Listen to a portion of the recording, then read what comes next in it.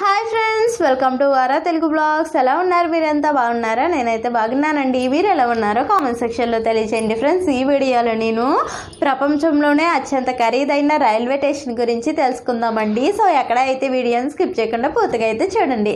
అలాగే ముందుగా ఎవరైనా మన ఛానల్ని మొదటిసారి చూస్తున్నట్లయితే సబ్స్క్రైబ్ చేసి పక్కనే ఉన్న గంట సింబల్ని యాక్టివేట్ చేసుకోండి. దీనివల్ల ముందు నేను పెట్టే లేటెస్ట్ వీడియోస్ మీ మొబైల్కి నోటిఫికేషన్ ద్వారా వస్తాయి.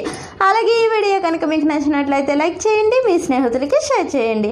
ఓకే ఫ్రెండ్స్, లేట్ చేయకుండా వీడియోలోకి వెళ్ళిపోదాం.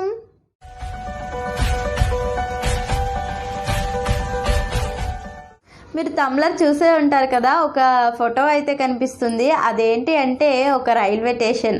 అసలు ఈ రైల్వే స్టేషన్ ప్రపంచంలోనే అత్యంత ఖరీదైందంట. అయితే ఇది ఎక్కడ ఉంది అంటే అమెరికాలోని న్యూయార్క్లో ఉంది.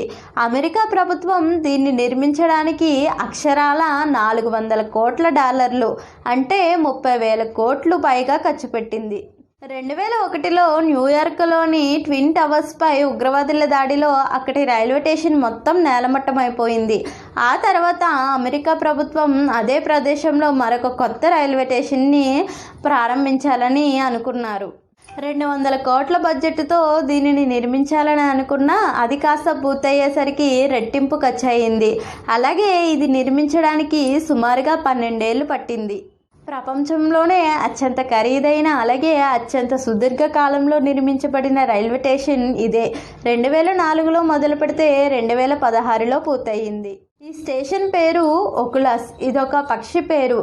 అంటే రైల్వే స్టేషన్ ఆకారం కూడా ఒక పక్షి ఆకారం లాగే ఉంది, అందుకే దీనికి ఆ పేరు పెట్టారు.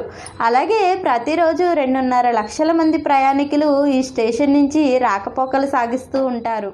విన్నారు కదా ఫ్రెండ్స్, అత్యంత ఖరీదైన రైల్వే స్టేషన్ గురించి అయితే తెలుసుకున్నాం కదా. ఈ వీడియో కనుక మీకు నచ్చినట్లయితే లైక్ చేయండి, అలాగే మీ స్నేహితులకి షేర్ చేయండి.